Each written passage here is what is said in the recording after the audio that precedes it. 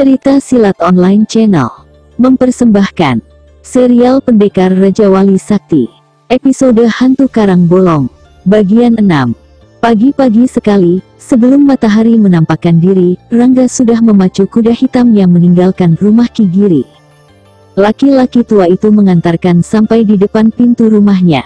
Sebenarnya dia ingin ikut serta tapi Rangga tidak mengizinkan. Biar bagaimanapun, keselamatan Laras juga harus diperhatikan. Jangan sampai wanita dan anaknya itu berada seorang diri di rumah ini. Ki Giri hanya bisa berharap Rangga kembali dengan selamat dan berhasil mengalahkan hantu karang bolong. Rangga cepat memacu kudanya melintasi jalan desa Caruban yang masih sepi lengang. Namun mendadak lari kudanya dihentikan begitu tiba di perbatasan desa. Tampak di depannya berdiri sesosok tubuh ramping. Di sampingnya seekor kuda putih tengah merumput dengan tenang. Rangga melompat turun dan menghampirinya. "Ayu Kumala, apa yang kau lakukan di sini?" tanya Rangga begitu dekat dengan gadis yang seperti sedang menantinya. "Kau pikir aku sedang apa di sini?" Ayu Kumala malah balik bertanya. "Jangan main-main Ayu. Aku serius. Kau tidak bermaksud menungguku di sini, bukan?" Tebak Rangga berharap meleset. "Aku memang sengaja menunggumu," ringan sekali jawaban Ayu Kumala. "Ayu, jangan katakan aku wanita tidak tahu diri karena menunggu laki-laki di pagi buta begini, Kakang." Potong Ayu Kumala cepat. Rangga geleng-geleng kepala. Benar-benar sulit dimengerti sikap gadis satu ini. Biasanya Rangga selalu bisa mengatasi setiap gadis yang mencoba masuk ke dalam kehidupannya. Tapi menghadapi Ayu Kumala, Rangga seperti kehilangan akal. Sukar baginya untuk menebak maksud yang terkandung di dalam hati gadis ini. Sikapnya tidak pernah tetap dan sukar sekali untuk bisa dipahami. "Aku tahu kemana kau akan pergi, Kakang. Makanya aku menunggumu di sini," kata Ayu Kumala. "Aku ada urusan penting, Ayu," jelas Rangga mencoba meminta pengertian. "Begitu pentingkah sehingga melupakan diriku, Kakang?" Rangga tidak bisa menjawab. Benar-benar sulit dimengerti sikap gadis ini. Tapi dalam hatinya timbul juga kecemasan. Ayu Kumala selalu cepat mengetahui apa yang terjadi di desa Caruban ini. Bahkan jika setiap orang mempunyai rencana pasti dapat diketahuinya. Terlebih lagi kalau hal itu sangat diminati. "Kita berangkat sekarang, Kakang," ujar Ayu Kumala. "Berangkat kemana?" sentak Rangga terkejut. "Ke Gunung Puring," sahut Ayu ringan. "Ayu, kau pasti membutuhkanku, Kakang. Aku tahu jalan yang mudah ke sana. Ki Giri sengaja tidak memberitahu kepadamu, supaya kau membatalkan semuanya. Dia terlalu cemas dan takut kehilanganmu," celoteh Ayu Kumala lancar bagai air sungai mengalir tanpa hambatan. "Ayu, apa yang kau bicarakan? Aku kan sudah bilang aku tahu kemana tujuanmu. Ayolah, nanti keburu siang." "Tunggu dulu, Ayu." Ayu Kumala tidak jadi naik ke kudanya. "Dari mana kau tahu semua ini?" tanya Rangga penasaran. Dia memang selalu penasaran bila menghadapi gadis ini, yang sepertinya mengetahui semua kejadian di sini. Ayu Kumala hanya tersenyum saja, kemudian melompat naik ke punggung kudanya. Tanpa menghiraukan pertanyaan Rangga, gadis itu menghentakkan tali kekang kudanya agar melaju. Rangga bergegas melompat naik ke punggung kudanya, menyusul gadis itu. "Ayu, jawab pertanyaanku. Dari mana kau tahu rencana kepergianku ini?" desak Rangga. Ayu tetap tidak menjawab tapi hanya tersenyum saja. Dia terus mengendalikan kudanya. "Ki Giri yang mengatakannya padamu," desak Rangga menebak. "Bukan siapa-siapa," sahut Ayu tenang. "Dengar Ayu, tujuanku sangat berbahaya. Rencanaku akan kubatalkan kalau kau tidak mengatakan terus terang," ancam Rangga jadi sengit. Ayu Kumala menghentikan langkah kudanya. Dan Rangga juga demikian. Sebentar mereka saling pandang. Tiba-tiba saja Ayu Kumala tertawa terbahak-bahak begitu renyah dan terbuka. Rangga jadi dongkol dan menggerutu dalam hati. Gadis ini benar-benar membuat kepalanya berputar 7 keliling. Baru kali ini Rangga merasa kewalahan menghadapi seorang gadis nakal. Namun diakui kalau Ayu Kumala benar-benar cerdik. "Ayo, Kakang. Kita berpacu," ajak Ayu Kumala. Ayu, tunggu. Kau belum menjawab pertanyaanku. Tapi Ayu Kumala sudah menghentakkan tali kekang kudanya. Dan kuda putih itu berlari cepat bagai angin. Rangga bergegas memacu kudanya untuk mengejar gadis itu. Dewa Bayu bukanlah kuda sembarangan, maka dengan cepat kuda putih yang ditunggangi gadis cantik itu bisa disusul. Ayu, aku tidak main-main. Ini sangat berbahaya, kata Rangga sedikit keras. Aku juga, sahut Ayu kalem.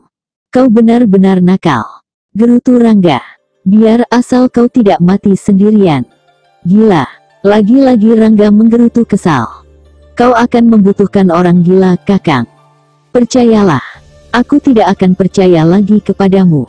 Oh, ya. Lihat saja nanti. Ayu kembali tertawa terbahak-bahak dan terus memacu cepat kudanya mendaki lereng Gunung Puting. Sementara Rangga masih bersungut-sungut. Tapi, benarkah dia akan membutuhkan gadis ini nanti? Atau sebaliknya, malah menambah kesulitan saja? Yang jelas, sekarang Ayu Kumala tidak bisa lagi disuruh pulang. Untuk pertama kalinya, Rangga mengucapkan terima kasih kepada Ayu Kumala, meskipun hanya dalam hati saja.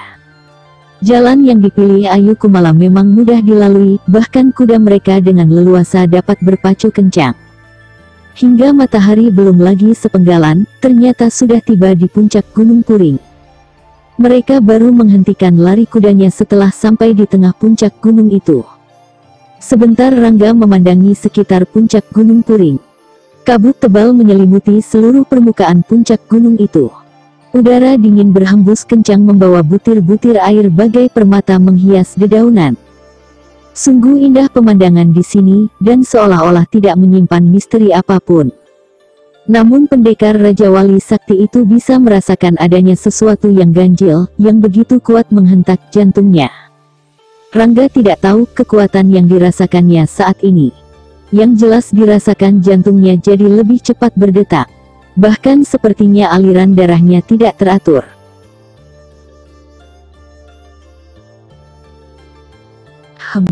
Gumam Rangga perlahan. Pendekar Raja Wali Sakti itu mencoba untuk menahan perasaan yang tiba-tiba saja muncul dalam dirinya.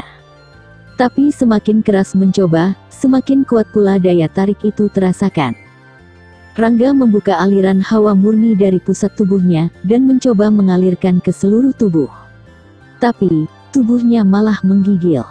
Hawa murni itu balik menyerang pusat kekuatannya.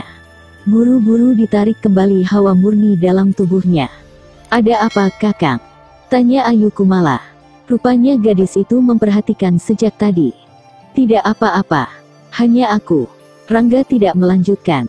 Kau merasakan ada kekuatan gaib di sini, Kakang? Tebak Ayu Kumala. Rangga langsung menatap dalam gadis itu. Hatinya benar-benar terkejut mendengar tebakan yang begitu tepat. Tidak perlu dirisaukan. Itu hanya sebuah gejala kekuatan gaib yang ada di sekitar puncak Gunung Puring ini. Semua orang akan merasakannya bila pertama kali menginjakkan kakinya di sini. Nanti juga hilang sendiri, jelas Ayu Kumala. Rangga tetap diam. Dan memang, dirasakan kekuatan daya tarik itu perlahan mengendur. Dan akhirnya hilang sama sekali. Dia jadi tidak mengerti apa sebenarnya yang baru saja dirasakannya. Pendekar Raja Wali Sakti itu kembali menatap Ayu Kumala, seperti minta penjelasan. Rasanya tidak perlu dijelaskan lagi, Kakang. Ki Giri pasti sudah mengatakannya padamu, kata Ayu Kumala seolah mengerti arti tatapan pendekar Raja Wali Sakti itu. Kau sering kesini, Ayu? Tanya Rangga menyelidik. Kadang-kadang, sahut Ayu Kumala enteng. Kau tahu, di mana letak makam pendekar bayangan dewa? Di sini, sahut Ayu tetap ringan suaranya. Kau jangan main-main, Ayu. Ayu Kumala hanya tersenyum saja. Dituntun kudanya, dan ditambatkan di bawah pohon beringin besar yang akar-akarnya menjuntai ke bawah. Rangga mengikuti, lalu juga menambatkan kudanya di sana. Kemudian diedarkan pandangannya ke sekeliling. Sama sekali tidak terlihat tanda-tanda kalau di sekitar sini ada sebuah makam. Sepanjang mata memandang, hanya kelebatan hutan yang berselimut kabut cukup tebal. Kembali ditatapnya Ayu Kumala yang tengah mengumpulkan ranting kering, dan menumpuknya di dekat kuda mereka. Untuk apa itu? Tanya Rangga. Membuat api, sahut Ayu kalem. Masih terlalu siang, Ayu. Untuk apa membuat api? Tanya Rangga jadi tidak mengerti. Kita akan bermalam di sini. Rangga menghampiri gadis yang sedang menata ranting-ranting itu. Dipandanginya gadis itu dalam-dalam. Pendekar Raja Wali Sakti semakin merasakan adanya keanehan yang tersimpan dalam diri Ayu Kumala. Satu misteri yang tidak mudah diungkapkan. Namun Ayu Kumala hanya membalasnya dengan senyuman saja. Dihenyakan dirinya, duduk di atas akar yang menyembul dari dalam tanah. Kan sudah kubilang, kau akan membutuhkan diriku Kakang, kata Ayu Kumala, jengah juga dipandangi terus. Dan ini salah satu bantuanmu. Aku rasa masih ada yang lain. Percayalah, kau tidak akan berhasil tanpa bantuanku. Yang dihadapi sekarang ini bukan lagi manusia, tapi perwujudan seseorang yang sudah mati puluhan tahun silam. Ayu, tampaknya kau sudah tahu banyak. Katakan, dari mana kau ketahui semua ini? Desak Rangi tidak main-main lagi. Kau selalu mendesakku, Kakang. Baiklah, akan kukatakan terus terang. Tapi kuharap jangan menyalahkan siapa-siapa. Ini semua untuk dirimu sendiri dan juga seluruh manusia yang ada di dunia ini, kata Ayu Kumala bernada menyerah. Katakan, dari mana kau tahu semua ini? Desak Rangga tidak sabar lagi. Baiklah. Tapi jangan tegang begitu dong. Goda Ayu masih juga bisa bercanda. Kunyuk, gerutu Rangga dalam hati. Dihenyakan tubuhnya di rerumputan yang lembab. Aku tahu semua ini dari Ki Giri. Dia datang ke rumah dan menceritakan semua rencanamu, dan semua yang kau ketahui tentang hantu Karang Bolong. Ayu Kumala mengakui terus terang.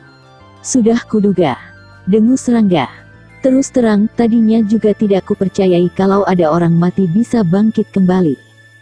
Tapi setelah ayahku menjelaskan semuanya, baru aku percaya. Terlebih lagi aku memang sudah melihat sendiri. Memang menyeramkan, seperti mayat baru bangkit dari kuburnya. Apa yang dikatakan ayahmu? Tanya Rangga. Sama seperti yang Ki Giri katakan padamu. Lantas kenapa kau membantuku? Kau kan tahu pekerjaan ini sangat berbahaya. Ayah yang menyuruhku. Mustahil. Dengus Rangga tidak percaya. Aku berkata sesungguhnya, Kakang. Ayah begitu mengkhawatirkan dirimu. Demikian pula dengan Ki Giri. Mereka yakin kalau kau tidak akan berhasil tanpa bantuanku. Kau tidak mungkin mendapatkan benda yang kau maksud di sini. Kali ini nada Ayu Kumala bersungguh-sungguh. Kenapa? Tanya Rangga. Karena yang dicari tidak ada di sini, tegas Ayu Kumala. Kembali Rangga menatap gadis itu dalam-dalam. Waktu terus berjalan cepat. Senja mulai merayap turun menyelimuti permukaan Gunung Puring. Matahari sudah demikian condong ke arah barat dan sebentar lagi kegelapan akan menyelimuti alam ini. Sementara Ayu Kumala sudah menyalakan api pada ranting-ranting yang tadi dikumpulkan. Rangga sendiri telah berhasil menangkap 3 ekor kelinci gemuk yang bisa digunakan untuk makan malam. Suasana di puncak Gunung Puring ini semakin terasa lengang. Tak terdengar suara binatang malam, tapi hanya desir angin saja yang mengganggu gendang telinga. Udara semakin dingin, seakan-akan nyala api tidak sanggup mengusirnya. Semakin gelap menyelimuti seluruh puncak, semakin senyap suasananya. Ayu, kau tentu tahu tentang hantu Karang Bolong dan pendekar bayangan dewa, bukan? Tanya Rangga setelah cukup lama berdiam diri. Tidak banyak, itu pun ku ketahui dari cerita ayah dan Ki Giri, sahut Ayu Kumala. Pengetahuanmu tentu lebih banyak dariku. Tidak juga. Ayu, kau tentu punya alasan lain sehingga berada di sini, kan? Ayu Kumala tidak menjawab tapi malah menundukkan kepalanya. Disembunyikan rona merah yang mendadak saja menyemburat di wajahnya. Tapi Rangga sudah lebih dulu melihat wajah yang bersemu merah dadu itu, dan ini tentu saja tidak diinginkannya. Bisa diduga, alasan apa yang membuat Ayu Kumala berani mempertaruhkan nyawanya di tempat sunyi penuh misteri ini. Kuharap bukan karena alasan pribadi sehingga kau berada di sini, Ayu. Aku lebih senang jika kau pertaruhkan nyawa karena menegakkan kebenaran dan keadilan. Mengerti maksudku, Ayu? Lembut namun sangat bermakna sekali kata-kata yang diucapkan Rangga. Aku mengerti Kakang. Tapi apakah seseorang akan terhina jika... Ayu Kumala tidak melanjutkan kalimatnya. Perlahan-lahan dia mengangkat wajahnya, dan ditatapnya lurus bola mata pendekar Raja Wali Sakti itu. Kakang. Agak bergetar suara Ayu Kumala. Ah, sudahlah. Tidak pantas membicarakan masalah seperti ini dalam suasana yang... Ucap Rang tiba-tiba terputus. Saat itu telinganya mendengar suara yang membuat aliran darahnya seketika serasa berhenti mengalir. Rangga bergegas berdiri, dan melayang pandangan ke arah suara yang tadi didengarnya. Suara yang begitu halus bagai desiran angin. Ada apa Kakang? Tanya Ayu Kumala. Set, Rangga mendesis. Tiba-tiba saja pendekar Raja Wali Sakti itu melompat bagai kilat. Tubuhnya langsung menerobos gerumbul semak yang bergerak menimbulkan suara gemerisik. Namun begitu tubuh pendekar Raja Wali Sakti lenyap di dalam semak, mendadak saja terdengar suara pekikan tertahan yang disusul melesatnya sosok tubuh ke angkasa dengan cepatnya. Tubuh itu kembali menukik keras dan jatuh bergulingan di tanah yang berumput lembab. Ayu Kumala memekik begitu mengenali tubuh yang sedang berusaha bangkit berdiri itu. Buru-buru dia berlari menghampiri. Kakang. Ayu Kumala membantu Rangga berdiri.